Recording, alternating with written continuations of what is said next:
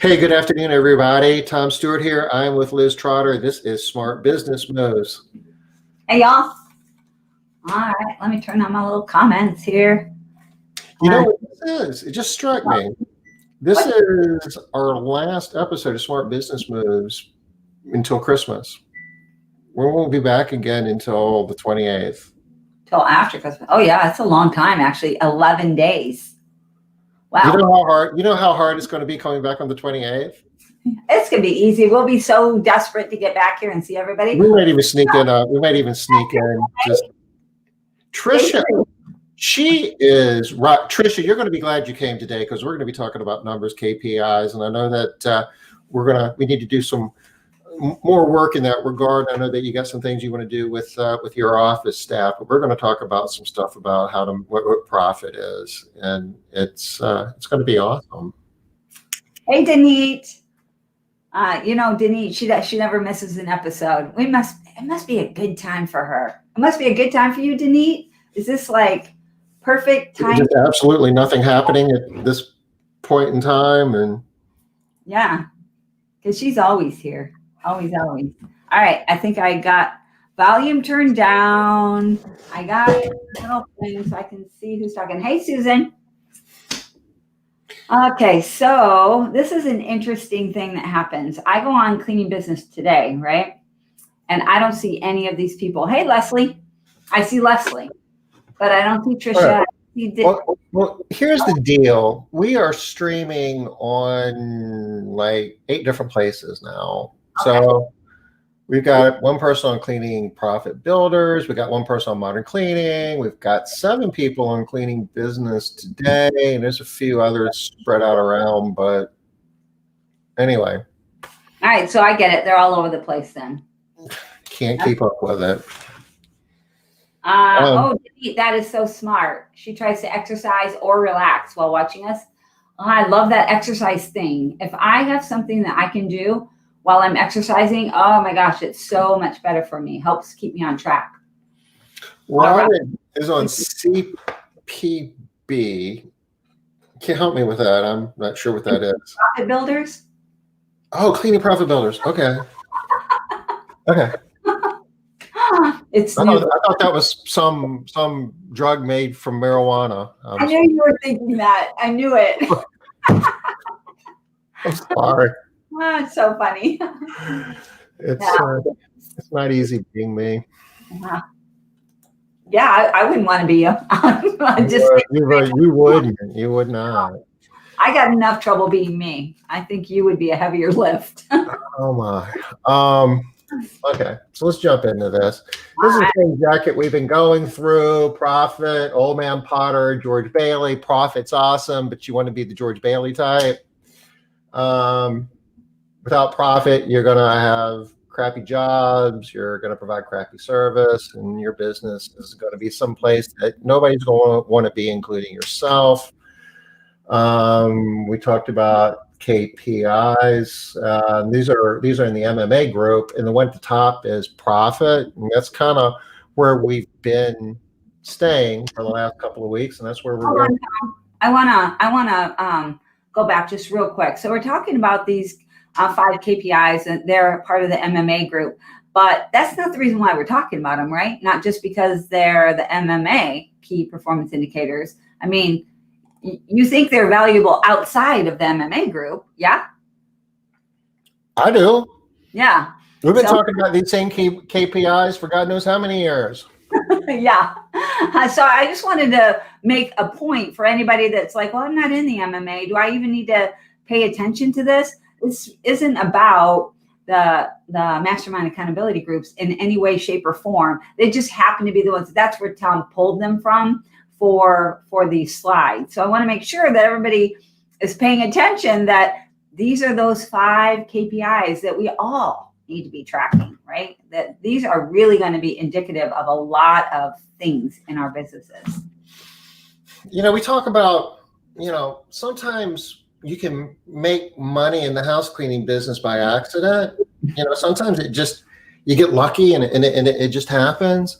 And I mean, we coach a lot of people, and it's like gee, you're doing great. And it's like, yeah, and I don't know how I'm doing it. We don't want anybody to be successful by accident. We want you to, do it, be intentional and be able to get predictable outcomes. You want to be profitable. You want to have predictable profits. So you're not surprised when you find that there's money in the bank. I mean, that's what you're expecting. And this particular, slide that we're looking at here is kind of the meat and potatoes of it. It's a really boiled down profit and loss statement, sometimes called an income statement. You can print these out of QuickBooks if you've got it set up correctly. It even looks this way where you've got revenue up at the top. You've got other expenses that are called cost of goods sold. And we've talked about cost of goods sold over the last couple of weeks. Those are your variable costs. Are we good on variable costs, Liz? Sometimes I can. I think so. You guys, we're just going to do a quick check-in right now with some of this stuff that we've gone over. Everybody clear on revenue? Give me a R, yes, if you're clear on revenue. Yeah, if I'm talking about anything that doesn't click, do me a huge favor and type something in chat. Give us a heads up, and we'll address it, because this is no fun if I skip over something and kind of leave you hanging. We don't want to do that. So yeah, good. Thank you, Denise. And at least we got one. How about COGS? How about COGS? Yes. So good, Starlene. Thank you. You take all the money. The revenue is all the money that that your customers are paying you, and you subtract your variable costs out. We call them cost of goods sold, and you're left with a number that's called gross profit. And that's really the juice, the energy, if you will, that you use to run the rest of your business. Out of that gross profit, you pay all your fixed expenses, your rent, your leases, your advertising, anybody working in the office. You should be giving yourself a salary if you work in the business every day. That would come out of that. And that's this total operating expense, $25,000 in this example. So you subtract that out of the 45, and that leaves you a net profit of 20. And that's how we make money. It kind of cascades down like this, where you pay your COGS as a percent of revenue. So you're always paying that percentage, and you're paying your operating expenses until you hit the number. And once you cover all your operating expenses, this percentage of revenue will flow down here to net profit for the rest of the month. In this example, 45 cents out of every dollar becomes profit once we get $25,000 in this bucket. All right, so looks like everybody is on board with everything so far. So if anybody does not understand variable costs and fixed costs, just do a V no. And then we'll go over that a little bit more, because it looks like we're on track with everything else. So if I don't see a no up here, I'm going to assume we're good to go. Oh, this is Tom's. I forgot. I honestly, I didn't mean to have, I swear to God, I didn't mean to have this here, because it's not really ready for prime time. Okay. So he's saying that, y'all, but he's been having so much fun. You want to see it? You want to see it? Yeah. Okay. Everybody get ready for Tom's big thing he's been playing. Oh, come on. This is so hokey. I love it. All right, go. Okay. So let me explain. You got your homes up here, okay? Your customers, the people for whom you clean, they pay you money. Out of that money, if you remember, the first thing you do is you pay your people who are cleaning for you. That's your cost of goods sold, right? The percentage of every dollar goes here. Yeah. The smaller that percentage of every dollar going to your cleaners, more money flows over here to pay your fixed expenses, your rent, your leases, your stuff like that. And you keep paying that until you pay for that for the month. And then those monies stop going here, and then they start flowing over into profit. Okay, hold on. Before you hit the button, we got a question here from Susan. Okay. Variable costs includes your products and tools, correct? The consumables. It does. Like your cleaning agents and stuff like that, vacuum cleaner bags. Yes, absolutely. You don't hear me talking about that much because they're small. That's a small percentage of what your cost of goods sold is relative to your payroll costs, the money that you're paying your cleaners. And it's a whole lot easier to get that number every week in terms of, what did I pay my cleaning technicians?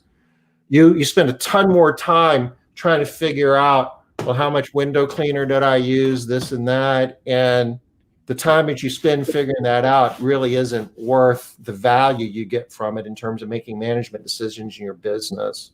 So we use this number called payroll to revenue, and I haven't quite gotten there yet, but that's really the bulk of what we're going to be talking about today, is what we call a proxy for cost of goods sold, because it's really easy to get.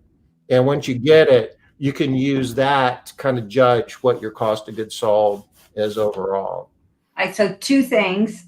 One, Susan, just a reminder here, you might not have been on when we had this conversation. One way to remember about variable costs is that they change for every house that you clean. So if you clean another house, that number is different. So an example of that is, if I clean another house, does my rent go up? No. So that's a fixed cost. If I clean another house, am I going to have to use more supplies? Yes. So that's a variable cost. They vary depending on how many houses you clean. So you connect variables with houses. Okay. And so I like to think of it this way. You see that little roof on those houses that Tom drew? You see those little V's? Those little white V's that are a roof on that house? That roof is your variable. That's why it has a little V. Okay. Tricia, we'll get to your answer in just a second. Let Tom show this fancy thing. So the rest of y'all, when you're out having a good time and having fun, playing Candy Crush or watching Netflix, right? And you're having a good time, this is what Tom is doing. All right, Tom, go ahead. Show everybody what you do for fun. Yeah, Tricia, we're going to answer your question because that's one of my favorite questions. Yeah. Okay, so these guys are paying us money, right? And it goes in this bucket called revenue. And a percentage of that will always be flowing down here to your cleaners. The rest will be flowing over here to cover your operating expenses until you cover them for the month, and then it starts flowing over to your profit. Okay, guys, buckle up. Oh, there we go. There we go. There you go. So you see the money is flowing from the homes into the revenue. Part of it's always going to be flowing to your cleaners. Part of it's flowing over to cover your operating expenses until the operating expenses are paid for. You see down here where the operating expenses have been paid. And now the rest is flowing over into profits at this point. So now no more money is going over to... Well, because we've hit our profit for the month. So really, we're not paying our cleaners anymore. We're done at that point. I still got some work to do. But that's just a PowerPoint. That's pretty cool, isn't it?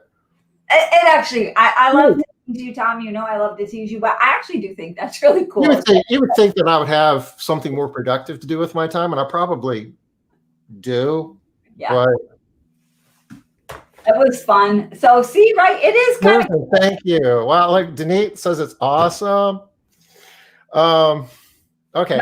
Susan said it was awesome. Susan said it was awesome. Denise was like, wow. I can't decide if Denise is thinking, wow, that's how he spends his time, or wow, that's cool. I'm guessing cool. Look, Leslie loves it. She says brilliant.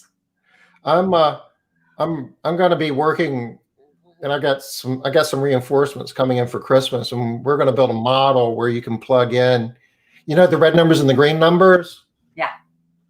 I got to show this real quick, and I'll get back. I'll get back on track. And we're going to hit Trisha's question now. Here we go. This is a model that we use within foundations. And if I've got these numbers, then you can model all kinds of things in your business in terms of how much money you're going to be making at any point in time and how your profit's going to change from month to month and year to year. And what will happen at some point is you'll start flatlining. You'll get big enough where the customers that you're bringing in are just replacing the ones that you're losing. And then you have to improve things. You have to make the green numbers go up, which is, billing more or having a better retention rate or getting more leads or better sales, or you have to make the red numbers go down, which is getting your direct payroll to revenue, which is that proxy for the cost of goods sold, or getting your overhead down, so on and so forth. And we're going to build a model where you can plug those numbers in and you can see the money is kind of flowing around, and it's going to be really cool. And forgive me. How do you guys spend your Christmas break? Well, we all know what Tom does. All right. I did want to say, I said I had two things I wanted to talk about. So one was the V's, right? The variables. And the other thing was proxy. Tom says that he uses payroll percent to revenue as a proxy for COGS. For those of you that are not familiar with that word, it's not a common word, proxy. What he means is kind of uses it in place of the COGS to represent COGS, even though it's not exactly the same. He's using it to sort of represent what might be another word, the COGS, because of what he said earlier, that the payroll percent to revenue is such a large piece of the COGS that you can use it to sort of represent it. If you know what you're paying for window cleaner, and if you can find a better deal and you can get window cleaner for 70% of what you're paying for it now, at the end of the day, over the course of the year, that's probably not going to make up enough difference in your bank account to make it worth the trouble of figuring that out, I guess is the point. But when it comes to helping your cleaning professionals be more productive, be more efficient, being able to generate revenue per hour, that's where the money is. Somewhere in here we have a picture of Willie Sutton. He was the bank robber back in the 100 years or so ago, and they asked him, why do you rob banks? And he says, that's because that's where the money is. And well, the money is in that payroll to revenue, this COGS number. Tricia, thank you for being patient. The answer to your question depends a lot on what your business model is. If you've got a lot of operating expense, if you've got brick and mortar office and a lot of automobiles and big office staff and providing a lot of benefits and services to your cleaning professionals, then you typically need to have a smaller payroll to revenue, a smaller cost of goods sold in order to make that work, somewhere south of 50%. Other business models, if you don't have an office, if you do solo cleaners, and if they're driving their own cars and they just get out of bed in the morning and show up at their first house and clean it and go to their second house and clean it and then drive home at the end of the day, you can kind of flip it. And you can have a cost of goods sold that's north of 50%, maybe pushing 60%, and still be fine because you don't have very much money that needs to go into this bucket here to cover your operating expenses. So it's kind of a trade-off, and it's kind of depending upon what your business model is. And also the size of your business too, Tricia. Like an example is maybe you're really small and you don't have an office and you're out cleaning in the field, right? So there are a lot of things that can impact what the number is that you're paying to your people. So, but the number that we typically use, just throw out there as kind of a good ballparky average, is, like Tom said, less than 50%. Once you start getting that number over 50%, you have to be really paying attention and making sure that it's working. I don't know if that's helpful. Hopefully that's helpful. Yeah. And you want to, if you're over 50%, you want to know why. And we're going to be talking about that here in just a moment. And I was talking payroll percent to revenue there, okay, versus COGS, even though we are using them kind of as a proxy for COGS. Yeah, in the context of this discussion, they're the same thing. Should we just talk about payroll to revenue from this point out? And we're going to get a little more complicated because we're going to talk about gross payroll versus loaded payroll, but we haven't got to that point yet. But here's an example of where the cost of goods sold is 55% to revenue, and you got 20,000 here left as net profit. If you're able to get your cost of goods sold down to a smaller number, like 45%, that's a whole lot better. Oh, yeah. Then your 20,000 bottom line goes up to 30,000 bottom line. So basically you've, gone up another 10 grand in profit. That's a 50% improvement on the profit line by cleaning the same number of homes, but by doing a better job of getting your, what we call COGS, let's say payroll to revenue, getting your payroll to revenue down. So that's where the money is. I love this too, because a lot of times when you're doing math, especially if math is not like your very favorite thing to do, and you're not like Tom, and it just comes so naturally to you, you might not do things in the right order. Or you might think that things are connecting in a way that they're not connecting. And here's an example. So in Tom's first example, where COGS were 55%, right? And if he reduces that by 10%, some people will do the math that if I reduce my COGS by 10%, that means that I'll increase my profit by 10%. But that's not accurate. That's not what will happen. If you reduce your COGS by 10%, because your operating expenses didn't change at all, your profit is it's a lot more, grows a lot more than 10%. In Tom's example, it was like 30%, wasn't it, Tom? Well, it went from 20,000 to 30,000. That's a 50% improvement. 50%. So not 10%, 50%. So you want to be watching that, because it can seem like, well, it's only 10%, because it's easy to do the math. 55% to 45% is like, it's 10% drop. But it's a 50% increase in net profit. So it's because of those fixed expenses not changing. Right? That's why it's important to make sure those fixed expenses are solid. If you look at the diagram here to the left, with the cost of goods sold of 55%, that means every dollar that's coming in, you got 55 cents, 2 quarters and a nickel that's going to be going to cost of goods sold. And it doesn't matter if you clean 1 home or 1,000 homes, 55 cents out of every dollar that's being paid to you by cleaning those homes is going to be going here. And you got 45 cents that's left over to cover your operating expenses. And hopefully you have enough dollars coming in to have some of these trickle down here to net profit after that.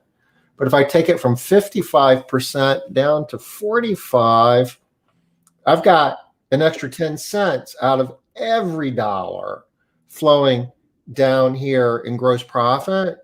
So if you remember, we're doing $100,000 here. So 10 cents out of $100,000 is $10,000. So that's why this number here is 30 as opposed to 20 back here.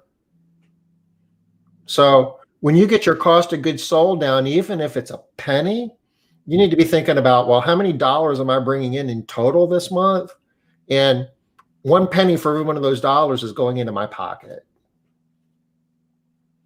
So that's a lot better return than trying to figure out, where to get a better deal on copy or paper, or, I mean, we're looking for profit in all the wrong places. That sounds like a bad country song, doesn't it?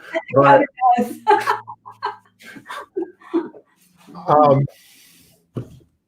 I'll move on. How about that? All right. Let's talk about gross versus loaded direct payroll. Everything that we've been talking about here so far has been this, payroll to revenue. When we say on payroll, we're talking about the money that you're paying your cleaning technicians for cleaning homes. We aren't talking about the money that you're paying your office staff or your bookkeeper. All of that is operating expense. But the money you're paying your people that are cleaning homes is up here in this payroll to revenue number that we're concerned about. You hear us talk about 2 numbers, gross payroll and loaded payroll.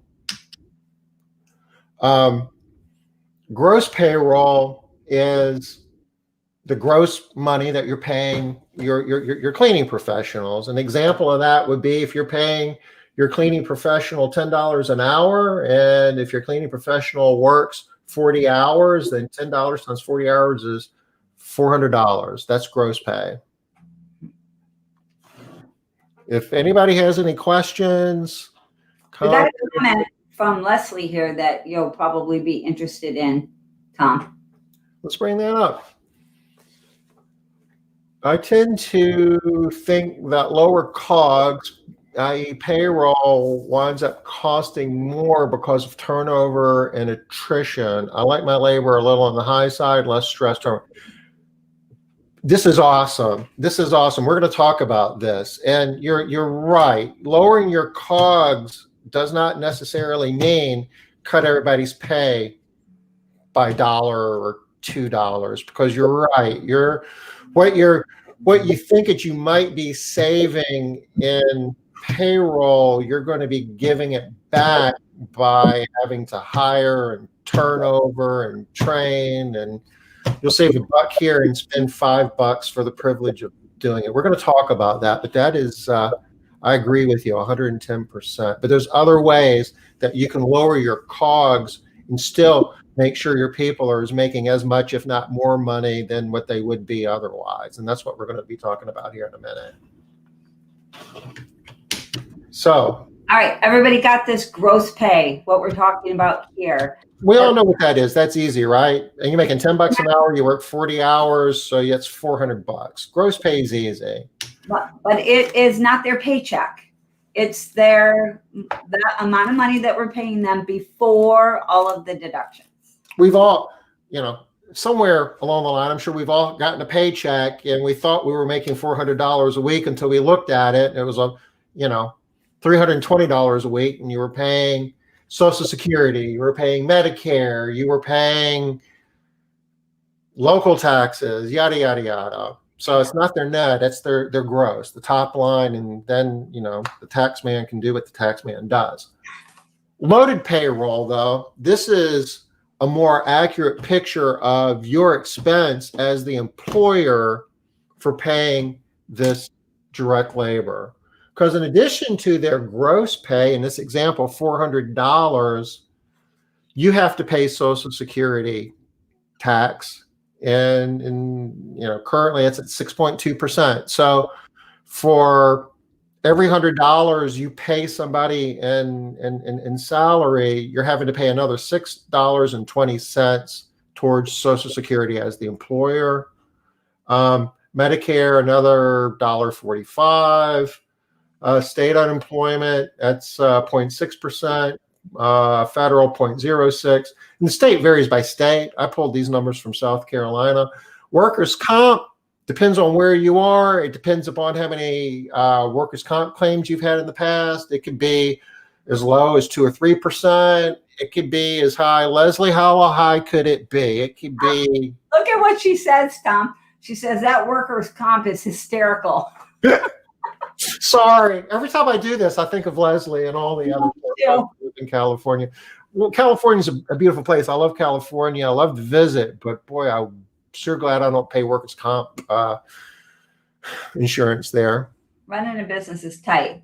Oh, we got a comment here from, okay, good. Look at this. Look at this. Tight processes and procedures. And we know the difference between processes and procedures. We heard that on Monday, right? Yep. And we did good. And we didn't even get into an argument on Monday. Yay! And look, she's saying an apron can save up to 15% on your payroll. We're going to be talking about that. And I mean, I don't know if the 15% is I believe that seems plausible. That seems reasonable. If you can clean more house in less time, you can bill more and pay somebody more per hour than what you would. Really, if somebody is more productive, if somebody's worth more, you can pay them more. So that's really where we're going with this, or in part, that's where we're going with this, getting this payroll to revenue number down. Back to Lowe's for a minute. in this example, you're paying another 20% on every dollar that you're paying out in salary and taxes and insurance and other benefits. So in this case, we said the gross pay is $400, but as a business owner, it didn't really cost you $400. It cost you $480.51. So from this point forward, if I accidentally say cost of goods sold, what I'm really talking about is loaded direct payroll to revenue. And I don't know if we're going to be getting into this today, probably not, but it's not that hard once you get QuickBooks set up properly to figure out real quick for a week what your loaded direct payroll is, and then take that number and divide it by the revenue that your customers paid you that week to get this percentage. And that's what you want to do every week. And you can do that. Probably have to back that one up a little bit, Tom. So I have to take what and divide it by what? You take your payroll, your loaded direct payroll for the entire week.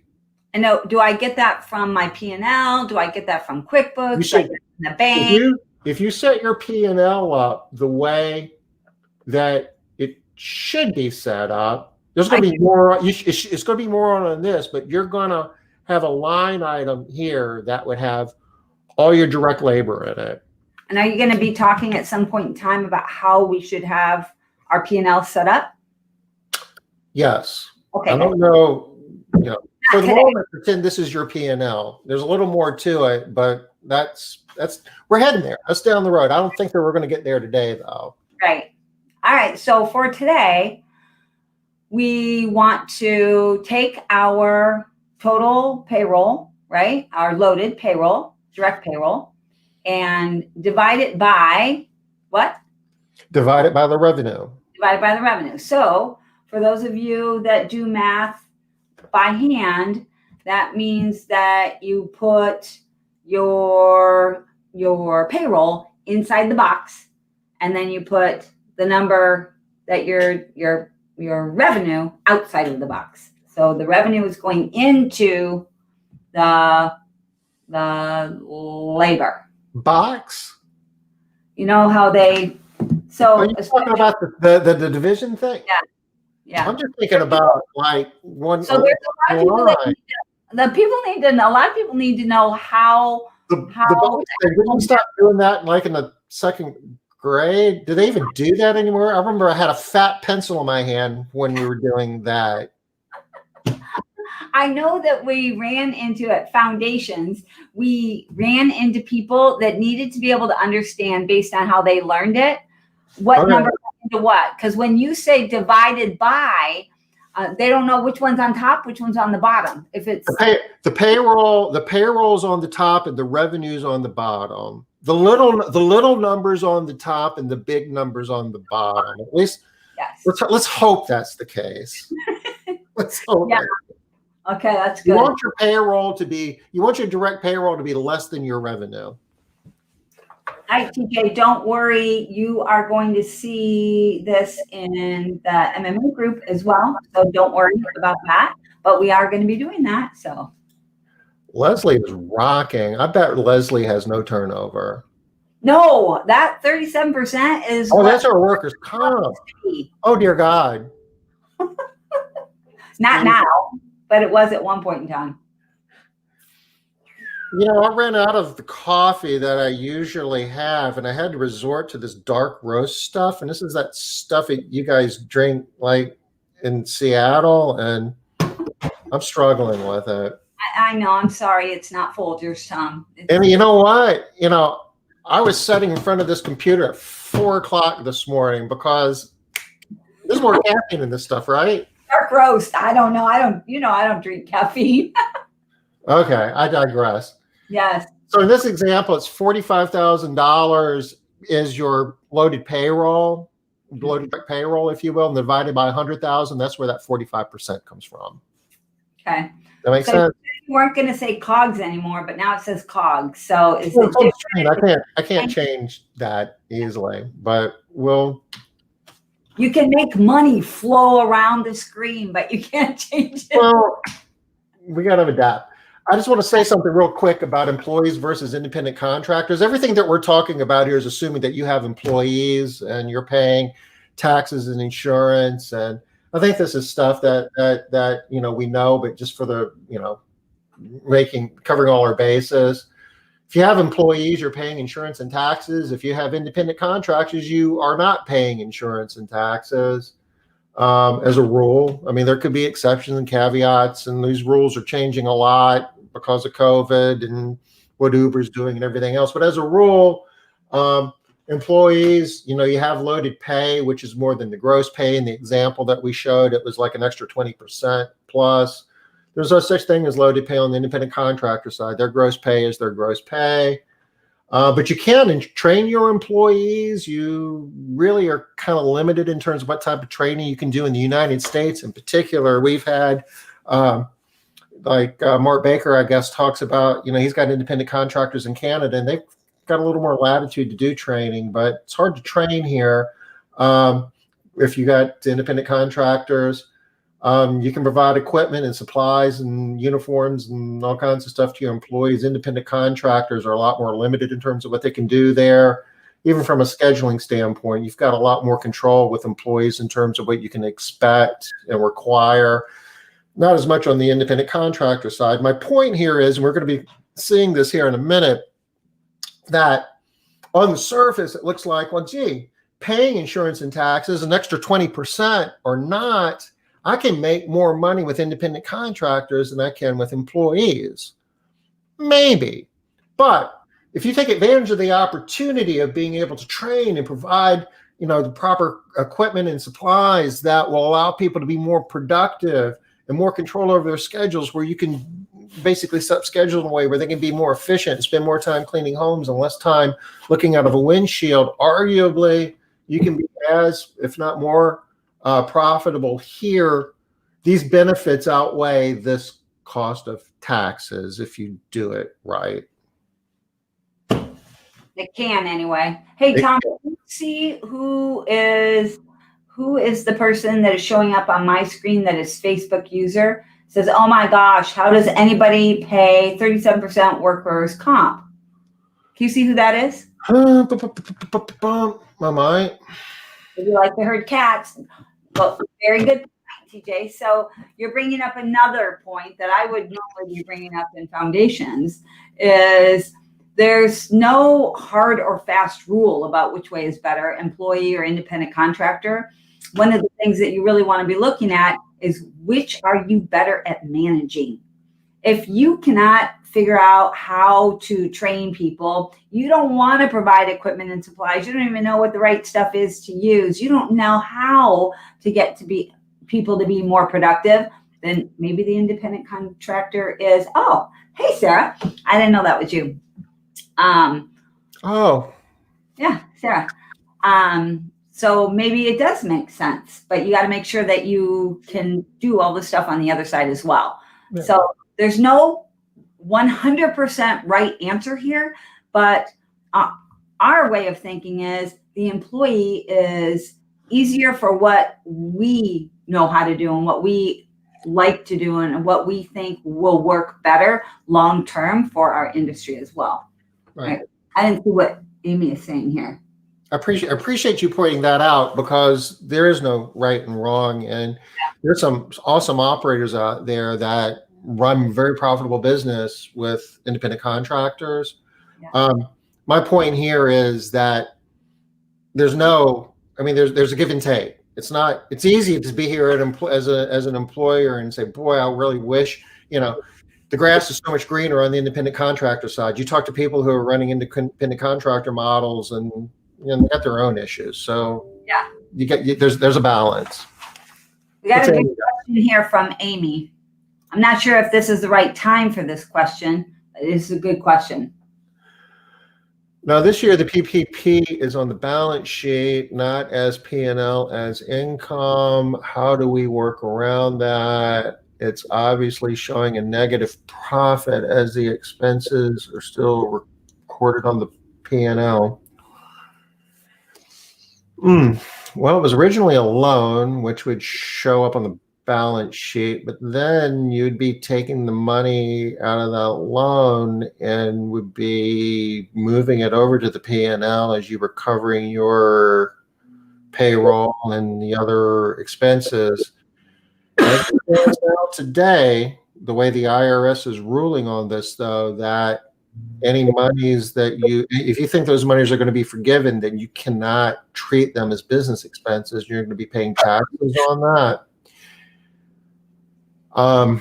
My best answer is at the moment, I wouldn't fret over that a whole lot right now, but I'd be consulting with the person who prepares your taxes for you, because ultimately they're the ones that are going to have to guide you through that.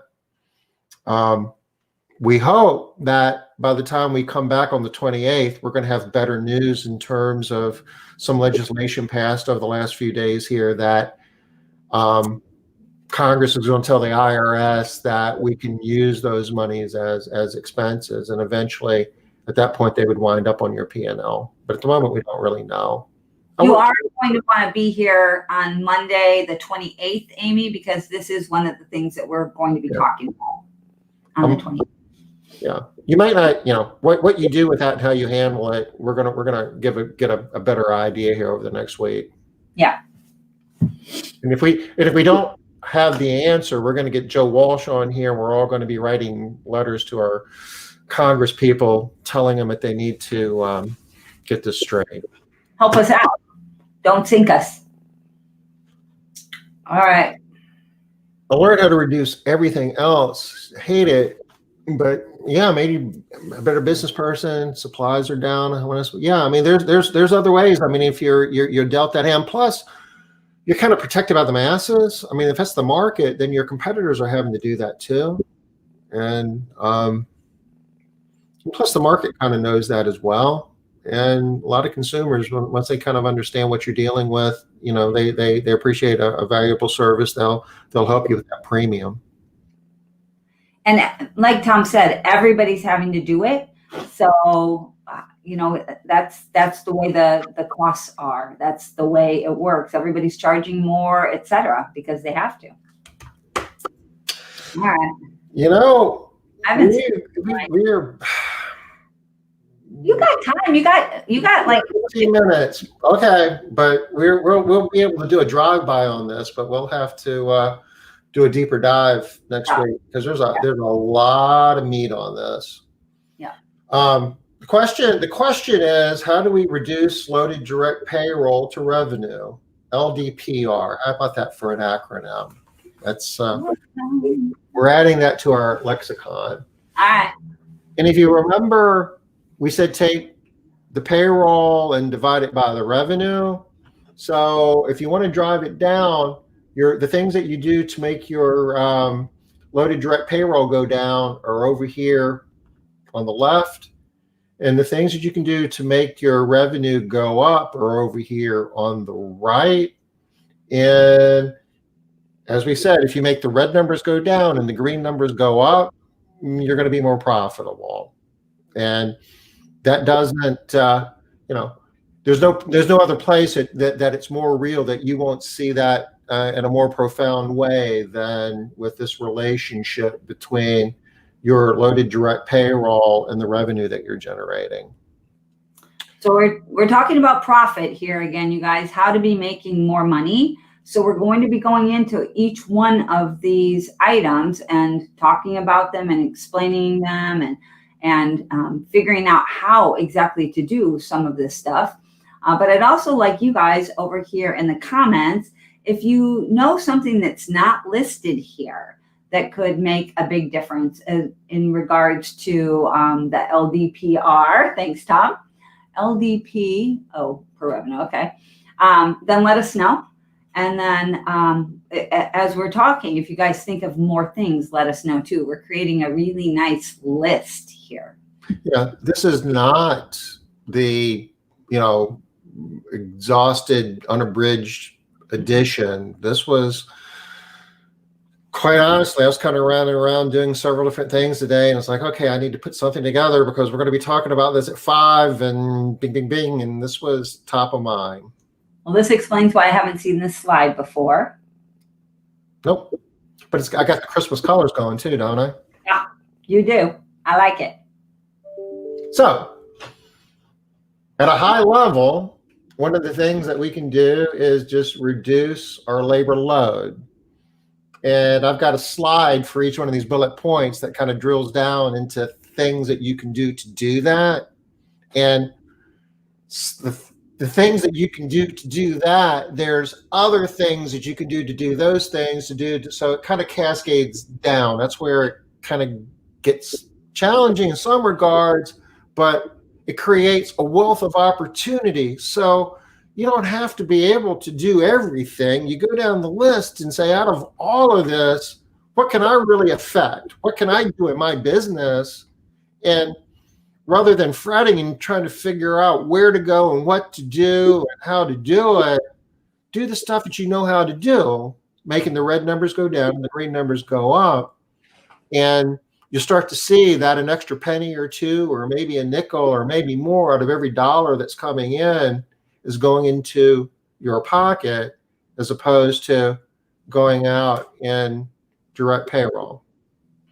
We got a couple of comments over here. Leslie's got a comment that I think is relevant to this slide, Tom. I think revenue is increased by reducing turnover and creating more value to the service. We've been crunching a lot of numbers lately, and that's a profound statement. That's a true statement. You know, it's like the benefit of reducing your turnover permeates your business in so many positive ways. And you start talking about, objectives. What objectives do we want to set in our business? I can tell you, for Castle Keepers, reducing turnover is a high priority for us. And we're willing to spend money in a lot of different ways time and treasure in a lot of different ways to reduce turnover, because the payback is so good. You're going to get your cost of goods sold down. Your loaded direct payroll will go down as a percentage of revenue. Your customer retention will be better. Your quality will be better. The quality of your workforce will be better. Your training costs go down. I got a slide I'll show you. If you spend more on training, your training costs go down, because it's a function of what are you spending per trainee times the number of trainees. And if you're spending more within bounds of reasonability, if you're spending it wisely, and I'm saying spending kind of loosely, part of it's money, part of it's time, part of it's just focus and energy of having a quality training program. You say, I can't afford to train to that level. You can if you're not training a lot of people. And if you look at your numbers, how many cleaning professionals did you have at the beginning of the year, and how many cleaning professionals do you have now? Some of us have grown our business and need more cleaning professionals, but I think more of us probably are, lucky to be breaking even at this point. Would you say that, Liz? Sorry, Tom, I was laughing at Nina over here. What did you say? What was your last comment? In terms of revenue. Okay. My point is, how many cleaning professionals did we have January 1, 2020, and how many do we have right now? Yeah. And probably no more than we had, than maybe less, because I think more businesses that I know aren't quite back to where they were before COVID. Some are, but I think the majority is still kind of chasing a little bit, wouldn't you say? I don't have a really good pulse on this, because the MMA group, they're a different little breed over there, and we got a lot of people. Overkeepers? Yeah, so a lot of those people are growing. And we've seen that. You've seen that a lot too, or where we've heard that, where people have taken some opportunities that COVID, gave. Gosha is a really good example. Her business is much bigger, right? She lost, what did she say? Wasn't it 90% of her residential business? I wasn't part of that discussion. I just kind of heard the after, but Yeah, huge, huge chunk. And then she has grown now. She's much bigger, right? She was on the show with RJ, and they were talking about how they used COVID as an opportunity. So, yep, some people are back to pre-COVID numbers. Some people are still struggling, still don't have all of their people back. That is absolutely still a thing. So, it's sufficient to say, I believe that I don't think, and I mean, there are some people who've found out. I mean, we bought a big company in Atlanta, so we got bigger, but it wasn't because of organic anything. It just, it was an acquisition. But yeah, organic growth, most of us haven't seen, quantum leaps in organic revenue over the last year. especially not in the residential space. When you really look at the numbers in terms of what is my head count in terms of cleaning professionals at the beginning of the year and now, in a lot of cases, it's the same number or maybe a little bit lower, maybe a little bit higher. But then you go back and you look, well, how many people did we hire over the last almost 12 months to fill one or two positions? And if we could have done a better job of hiring that first person back in January, and if they hadn't left, if they'd have stayed, you wouldn't have hired all those other people over all those other months. Does that make sense? Yeah, absolutely. That makes great sense. I think that this year has been different because a lot of people are seeing much different numbers this year when they're doing their turnover, because they had a lot of people that were working for them that were single parents, and they had to leave their jobs to go take care of their kids because their kids aren't in school. Let's see, what did Amy say? She had a turnover of almost 45% this year, one of her worst years ever for turnover. So I think that we're seeing that a lot in our industry. There were a lot of people in our industry that the employees, number one, couldn't work, and then it didn't make sense for them to be working. It made better fiscal sense for them to get out on unemployment and rake in that extra $2,400 a month. Right? But based on my observations, 45% turnover in this industry is better than quite a bit better than average. Yeah. So COVID in on top of it, I mean, that's a really good number. Yeah, absolutely. I agree, Amy. That's like one of the worst years ever for you is really awesome. I mean, really, really, really amazing. That's a good number on a good year, much less a COVID year.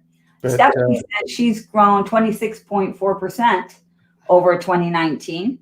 So that's pretty good right there, right? A good chunk of change growing in 2020, especially in a COVID environment. So congrats there. Yeah, that's impressive under trying circumstances. It really is. You're still, I mean, I guess especially now, I'm seeing a lot of customers coming back off the schedule because, they've got, everybody in their home has COVID at the moment. Starting again, yeah. Oh, Sarah grew 21%. Yay, Sarah. Congrats. Sarah. Well, look at Leslie. Thanks. It must be smart business moves is probably a contributing factor to that, you think? I'm sure that's it, Tom. It must be. Thought that all along. Okay, so let's get back, Tom, to what you were talking about. Ooh, we don't really have a lot of time. We don't have a lot of time. I'm going to go just real quick. These are things that we can do to lower our loaded direct payroll, LDPR, reduce our labor load. What are we talking about? What are the things there that we can really control are things like workers' comp. So how do we lower workers' comp? We lower workers' comp by not having losses that we have to report to our insurance company. That's a discussion for next time we get together.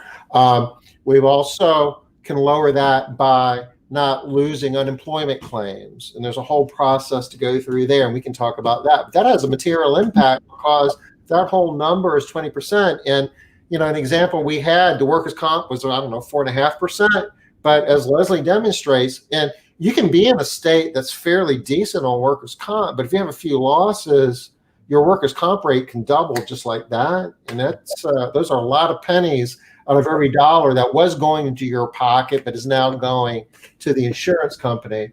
Reduce your training expenses. And what I'm talking about there is not reducing what you're doing to train a new hire, is putting your training together, arguably spending more on training per new hire, with the idea that your turnover goes down and you're going to be training fewer new hires. And there's a whole formula we'll show you next time we get together.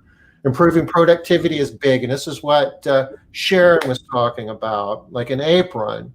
Productivity, okay, we're going to do math again a little bit. It's the amount of time that you think it's going to take to clean the home. We call that allowed time, divided by the time that it actually took you to clean the home. And if you're doing it right, and if you're using the right tools and equipment and the right training and setting the right expectations and being the leader that everybody in your company wants you to be, you can get productivity up. You can clean more square feet in the same amount of time. And that's a huge way of getting this cost down. With you're cleaning more home, then basically your cost per home goes down in this whole your whole loaded direct payroll goes down by doing that. Efficiency is another measure where you're taking the clock time, you're taking the time in homes cleaning, job time, and dividing it by clock time. And you want that number to be high, because if it's not high, you're spending too much time driving around that cleaning stuff, and nobody makes money looking out of a windshield. On the green side, the numbers we want to make go up. We're going to charge more per hour. And that, in part, that's, doing things to make sure that you're billing the right amount that you need to be billing. But the other part of it ties into the training, because if you're more productive, you can bill more per hour because you're cleaning more home per hour. Reducing the scope of work is another thing. Find things that you're doing in the home that your customers really don't care about and don't want to pay for. You can make changes there to make more money, or to take rooms out. That's a whole, another discussion we'll get to next time. Rate adjustments, which are basically finding homes that aren't priced properly, that are priced too low, and fixing it. Rate increases are things that we should all be doing on an annual basis at the very least, just to raise prices across the board for cost of living, and selling more add-on services. So all these things make the revenue go up. All these things make our loaded direct payroll go down. And there's a whole bunch of stuff here that we're going to get into next time to help us see more clearly exactly what that looks like, and more specifically what we do to make that happen. TJ says at windshield time, you actually make money if you're driving a truck. I guess you're right. Good job, TJ. Right. All right. So you guys, we're going to be going over all of this stuff in detail not next Thursday, but the Thursday after Christmas. So if you know that you want to be having more profit at the end of 2021, absolutely be on this Facebook Live, because we're going to be digging in deep on all of the things that you can do to increase profit. So I want everybody to have a really great Christmas. Enjoy yourselves.